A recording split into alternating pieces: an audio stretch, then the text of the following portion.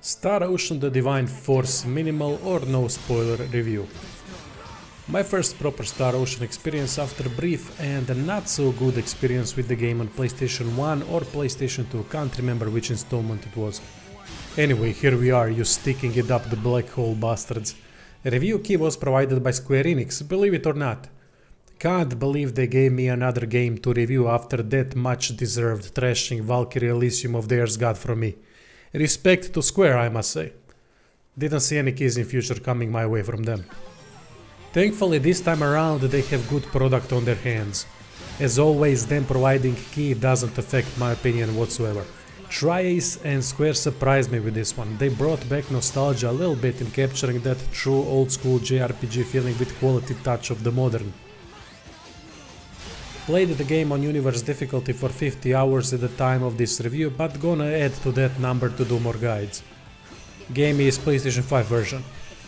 If only going for main story, then it would take minimum of 30 hours I think. There are some issues with PC port regarding technicals, but can't comment on it since game was played on PlayStation 5. You tell me how performance is on PC. PlayStation 5 version has issues here and there with player getting stuck mid-air on objects and frame rate drops. Frame rate affects experience a little bit, but not enough to significantly change my opinion of the game. Played all the time with focus on performance and not quality, and even then frame rate issues were obvious at times. Graphically game looks average, nothing special. Character details are tad lacking in my opinion. There is obvious discrepancy between important and non-important characters regarding graphical detail, which is kinda typical for these types of games. Locations look decent, but also nothing extraordinary. Osserian highlands and plains look great, for example. Other locations are hit and miss. For example, caves are boring looking, but it's hard to make cave interesting. Visual effects are very nice with bunch of cool details accompanying every move. Animations are great for every character as there is obvious difference between weight of weapons when doing combos. For example, flying around during combat while moving to the side to blindside an enemy never gets dull due to good animations and effects. I am really not the type of guy to judge graphics of a game, but if I had to rate just graphics it would be 6 out of 10. I'm just not graphically savvy enough to understand and explain details. Audio work is great, be it sound effects, music, and most voiceovers even in English. As in their latest and greatest. I heard it also has a Kenny on board. What's it doing so far outside of Fed space? I think they're aiming at us. Since this is Square, I expected a bit better, for example more battle tunes, but audio work is still great as usual. Square always delivers there. I love late game sci-fi ambiental music. Let's talk about story without spoiling anything. Most RPGs live or die by the writing. Thankfully story is quite good. Raymond and his ship are shot down by Federation ship without warning, which shouldn't happen. Who, what and why? Gonna take long time to find that out. Ray lands on random planet with his crew and precious cargo scattered about. Upon landing, two natives join him to help each other mutually and to learn more about who is this new bastard with insane technology. Thing is, natives are stuck in medieval age while Ray is sci-fi level. You can imagine bunch of weird interactions happening that are amusing for the most part. Most characters are well written, but some of them are bland and becoming too typical in Square JRPGs. Ray, for example, has been done great in my opinion. Major problem are couple female characters like Nina, Leticia and side character Welch. Leticia is like a plank of wood. I get it, she has been raised as royalty, so you go uptight girl, I guess. At times nice, but too wooden. I know, but mind if I answer him real quick? After that, I swear, I'm all yours. Very well. Princess! If he truly had armed fighters waiting, we would be slain several times over by now. Go on. Do not keep your comrade waiting, Sir Raymond Lawrence. Nina is typical, constantly dumbfounded and amused by everything a goody two-shoes character. There is nothing wrong with that, but we've seen that trope far too many times in Square JRPGs. Adds nothing at this point. Welch is so annoying on all fronts that if I ever saw any girl cosplaying as her, I would have to slap 7 shades of shit out of that person just for picking that costume. Get me this. Now Now that I've made my request, show me some real urgency. Other characters are much more interesting, but can't spoil which and why.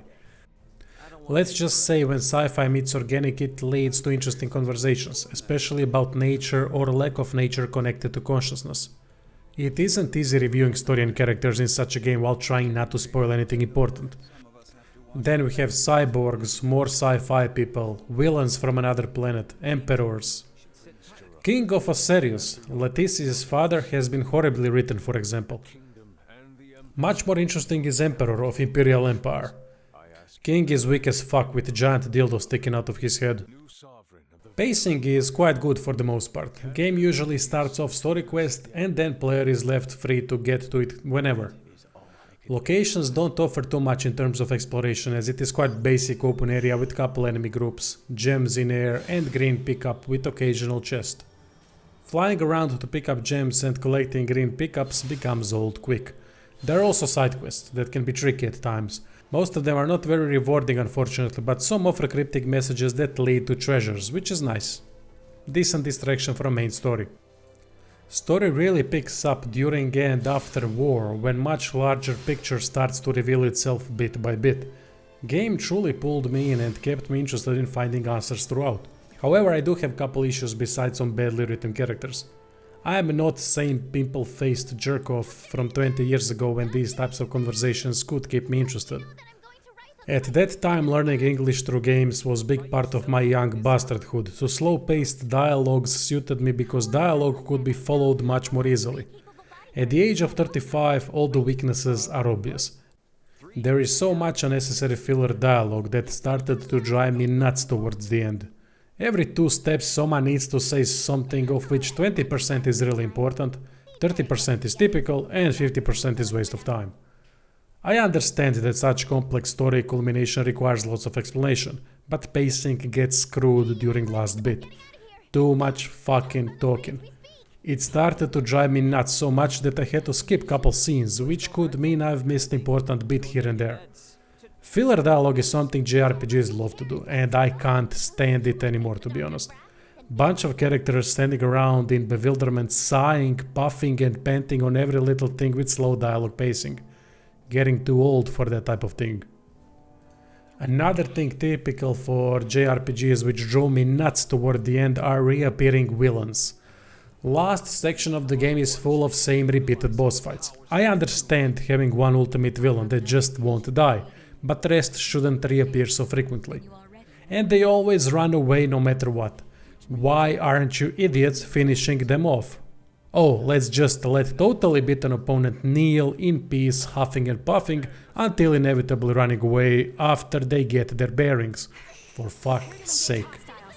Problem with this is that story then drags on through the last bit and overstays its welcome due to never dying enemies that game just needs to reintroduce so we get final conclusion. But no, here they all fuck off again, so off we go on another chase. Besides these couple faults, story and characters are great. Not amazing, but great nonetheless. Now on to combat. It is brilliant. So much depth for action RPG in terms of mechanics. Blindside, surprise attack, chaining combos, casting spells, active skills, passive skills, buffing, healing, dodging, blocking. It is fantastic and never gets dull. Especially because every character has vastly different playstyles. What blew me away is how they have made support and healing focused character that can't even attack enemies so much fun to play. She, as many others, has completely different VA property. She flies towards ally and heals instead of attacking enemy. Flying adds so much to Star Ocean. Blindside mechanic makes it so much more fun as well. Basically it means avoiding an attack during flight to attack enemy from the side or back. That puts them into paralyzed state where they take more damage. Blocking is also done with VA and can be used to counterattack. Normal dodge is present as well. All of these mechanics are gonna have to be utilized to succeed on hard difficulty because game ain't easy. Mid game is kinda pushover, but early and late game can be proper hard to a point of actually switching items and party members to play to weaknesses and strengths of bosses. I honestly don't recall last time I had to do that in any game and I love it. Fights are very dynamic and engaging. There is whole lot going on the screen. An option to switch to another party member whenever is great for longevity.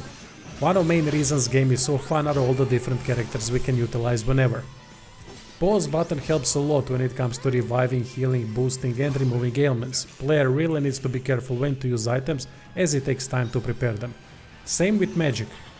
Later items are found that can negate being staggered while casting, but before that positioning and finding opportunity is key.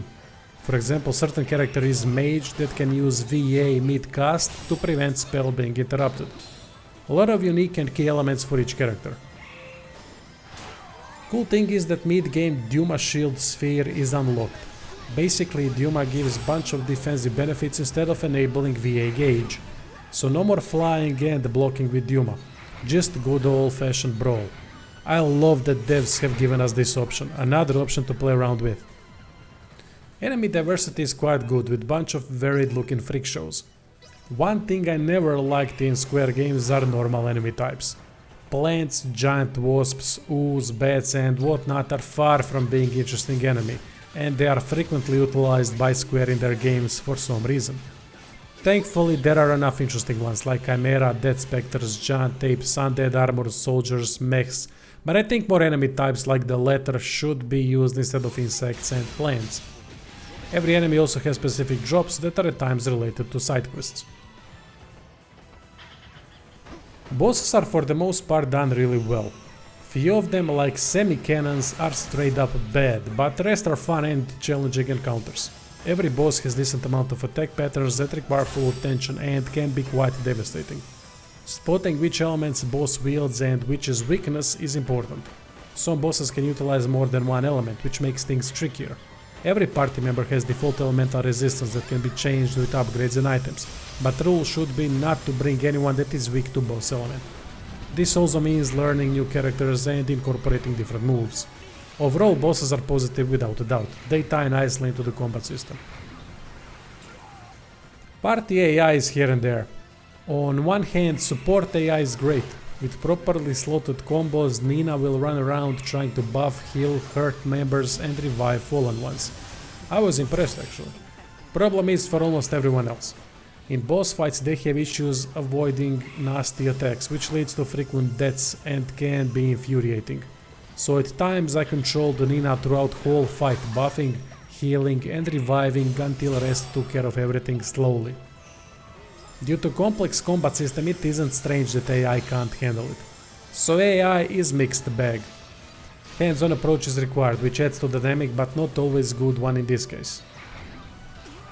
Character progression system or build system is really good. Characters use basic attributes principle: physical attack, magic attack, physical defense, elemental resistances and guts attribute, which affects ailments, resistance and success of inflicting them on enemies. Some characters are by default more magic oriented, some are more melee oriented and couple can do it all like battle mages. There is web-like tree with couple paths and many new unlockable attacks, active and passive skills. Each level up party member gets points to use. These points can be used on the upgrades tree or to strengthen existing abilities.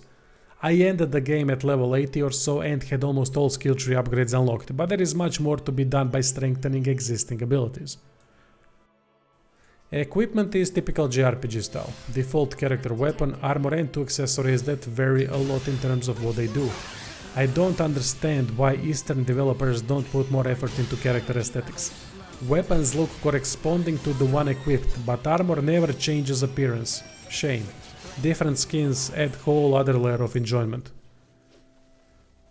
Star Ocean also has intricate crafting system. I haven't used it much, but from the experience there is plenty to play around with. Every type of gear and consumable can be crafted and bonus effects manipulated. Crafted gear doesn't have to be, but can be more powerful than bought gear due to additional benefits, so it is worth the time investment. Couple minor complaints before final verdict. Switching targets in combat is pain in the ass. Ergonomically doesn't work well and lock-on seems to unlock when enemy goes away from controlled player, so you can imagine mess that can cause during fight. Escaping and re-entering combat is a bit too easy. Problem is that it occurs way too often, especially during late game. So you'll charge enemy from afar, and if lock-on for example screws up, you can run out of combat. Not a big issue, but kills combat flow when it happens. Autosave is almost useless except for major boss fights, so save often. Plenty useful tips on loading screen that due to fast loading couldn't read quickly enough, which would be very useful. Option to press button after loading is done would be beneficial. Time for final verdict. Star Ocean Divine Force surprised the hell out of me. I got that nostalgic JRPG feeling back with it that doesn't let off no matter how many hours game has been played in a day. I wanted to play more and more. Story kept me intrigued and combat makes the game so much fun. On the fence should this be 7, which is good game, or 8, which means great game. Last 5 hours or so really pissed me off with too many cutscenes. By the way, space battles cutscenes suck. A story overstays its welcome, but due to major success otherwise in storytelling, combat and character progression, I had lots of fun and have to commend the game for making me feel a bit like that pimple the jerk-off 20 years ago that devoured almost everything JRPG and loved most of it. So it is an 8 with potential staying at 8. Thank you all for watching, stay tuned for more stuff and check out description for Patreon and Subscribe Star links if you'd like to help the channel further.